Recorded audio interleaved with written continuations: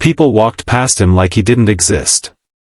Some slowed down, looked at him with awkward glances, and quickly moved on.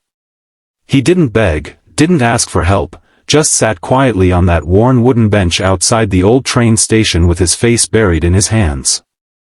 A well-dressed man, clearly not homeless, with shoes that cost more than what some people make in a week, yet he cried like he had lost everything. And perhaps, in a way, he had. But then, she came. She wasn't anyone famous. Not rich. Not particularly known. Just a regular young woman. A schoolteacher named Lena Whitmore. She had every reason to rush past him too. She was late for her evening bus, had papers to grade, and was carrying grocery bags from a discount store after already working 2 shifts. But something in her heart told her to stop. So, she did.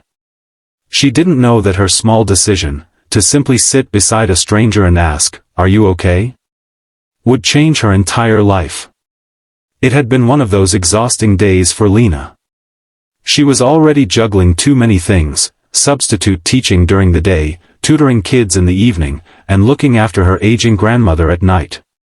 Lena had dreams once. She wanted to be a writer, maybe even travel the world, but life had other plans.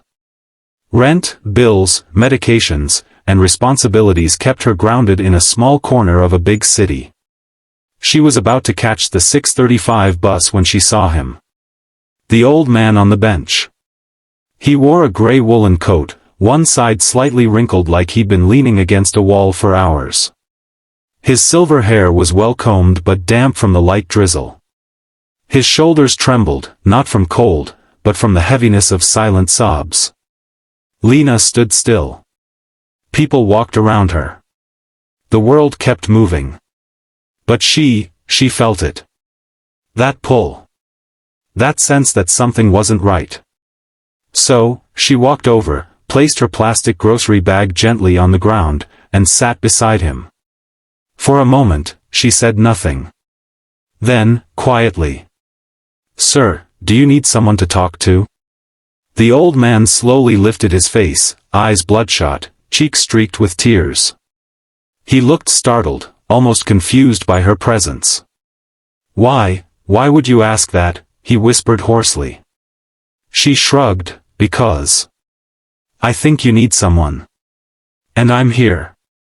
He stared at her, blinking. "No one's asked me that in years," he said. Not genuinely, anyway. They sat in silence for a moment. Lena didn't ask for his name or story. She just sat, waiting, holding the silence like a gentle friend. Eventually, he spoke. "My name is Thomas Grayson," he said.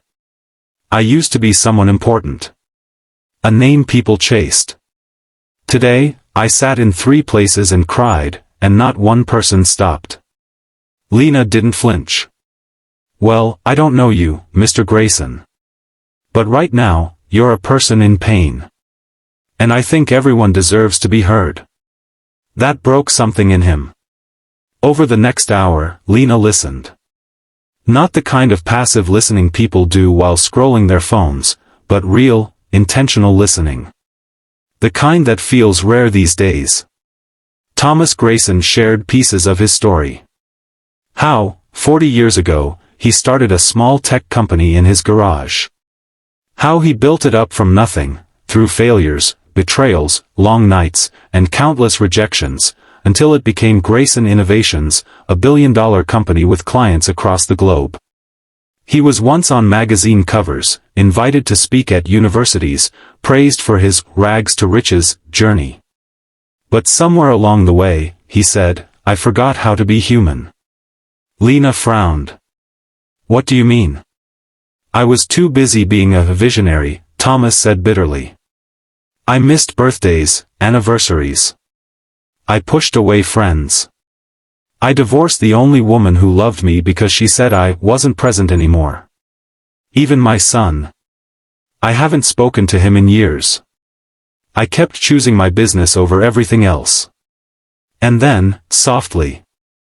Today is the 10th anniversary of my wife's death. And I realized. I have no one to share my regrets with. No one. Lena felt a lump in her throat. She reached out and gently placed her hand on his. You have me. Right now, you have someone. He looked at her like she'd just given him gold. The rain stopped. The evening chill settled in. Lena offered him her scarf, and they continued talking. Thomas asked about her life, and she shared her own struggles, how she sacrificed her dreams for her grandmother, how she taught inner-city kids who came to school without lunches, how sometimes she wondered if kindness was even worth it anymore in a world so consumed with self-interest. Thomas listened, genuinely listened, for the first time in years. Before parting ways, he said, "You have no idea how much this meant to me. You gave me something I didn't even know I still needed, hope." He reached into his coat, scribbled something on a small card, and handed it to her. "If you ever find yourself needing something, anything, use this," he said. "No promises, but maybe it'll help." She tucked it into her pocket, not thinking much of it. Weeks passed. Lena almost forgot about the card. Life returned to its usual chaos: school, bills, caregiving. One day, her school principal called her into the office with an envelope. Inside was a formal invitation to speak at an educational summit in another city, expenses paid. The invitation was signed by the Grayson Foundation. She gasped. At first, she thought it was a mistake. But attached was a personal letter. "Dear Lena. That day on the bench changed my life. You reminded me what mattered. I made a call and asked my foundation to fund someone who embodies compassion and service. That person is you. I hope you accept this small gesture, not as charity, but as acknowledgement. Thomas." Lena couldn't believe it. That summit changed her life. She was introduced to people who saw her passion and offered her opportunities to develop programs for underprivileged students. Within a year, she helped start a nonprofit dedicated to mental health and kindness in public schools, fully funded by the Grayson Foundation. But the most emotional moment came a year later. She was invited to the foundation's annual gala as a guest of honor.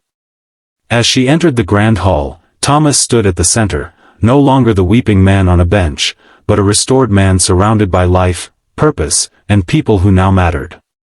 When he saw her, he walked over slowly and hugged her. "You didn't just sit beside a crying old man," he whispered, "you saved him." She smiled, holding back tears. "And you reminded me that kindness still matters." A reporter approached Lena at the gala. "Ms. Whitmore, what inspired all of this?" "The foundation work, the programs, your success." She glanced across the room at Thomas, then back to the reporter. "I sat beside someone society ignored," she said. "And learned that the smallest act of kindness can change not just one life, but two. You never know who you're sitting next to. In a world that's too busy, too distracted, too digital, sometimes all it takes is a moment of human connection to spark something extraordinary. Be that person who sits down. Be the one who sees. You might just change someone's life, and your own in the process."